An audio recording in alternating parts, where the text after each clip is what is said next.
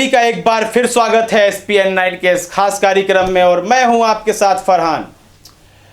इस वक्त जो रेलगाड़ियों की और बसों की बात कही जा रही थी, पहले हम बात की शुरुआत करते हैं रेलगाड़ियों से कि आखिर वह मुहैया क्यों नहीं करवाई गई, सही वक्त रहते क्यों नहीं मजदूर अपने घरों तक पहुंच पा रहे हैं। यह एक बहुत बड़ा सवाल है।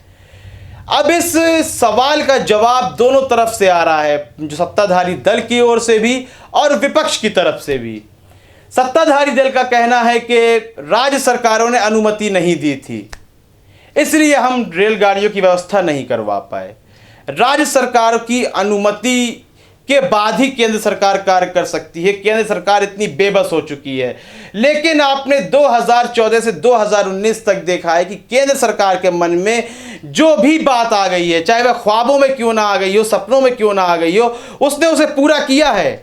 बिना राज्य सरकार से बात किए हुए, बिना रिजर्व बैंक के गवर्नर से बात किए हुए किसी की भी सलाह लेना इस सत्ताधारी दल ने बेहतर नहीं समझा था।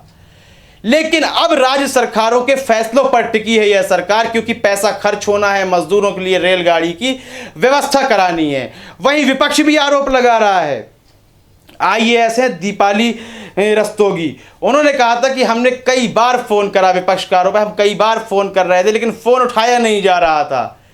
यह उससे पहले की बात है जब औरंगाबाद में मजदूरों की हत्या कर दी गई ट्रेन के द्वारा। हम हत्या कहेंगे इस बात को। सरकार की जिम्मेदारी थी उनको उनके घर तक पहुंचाना। यह मौत नहीं है, एक सामान्य मौत नहीं है। पटरियों पर सफर नहीं करता मजदूर, हजारों किलोमीटर तक सामान्य आदमी पैदल नहीं जाता है। ना खाने की व्यवस्था है, ना ही उसके पास जेब में पैसे हैं। कुछ साइकिल से चले जा रहे हैं और कुछ पैदल जा रहे हैं। यहां भी आरोप प्रत्यारोप का सिलसिला बिल्कुल जारी है, चाहे वह सत्ताधारी दल हो या विपक्ष हो। लेकिन हम विपक्ष को इसलिए निशाने पर नहीं लेंगे कि उसके हाथों में आखिर है ही क्या। वह तो शैडो कैबिनेट बनाने की भी बात कर रहा है, लेकिन उसके लिए भी तैयार नहीं है सत्ताधारी दल। कहीं वाहवाही ना हो जाए विपक्ष की, कहीं फिर से वह शीर्ष पर आने की कोशिश ना करने लगे।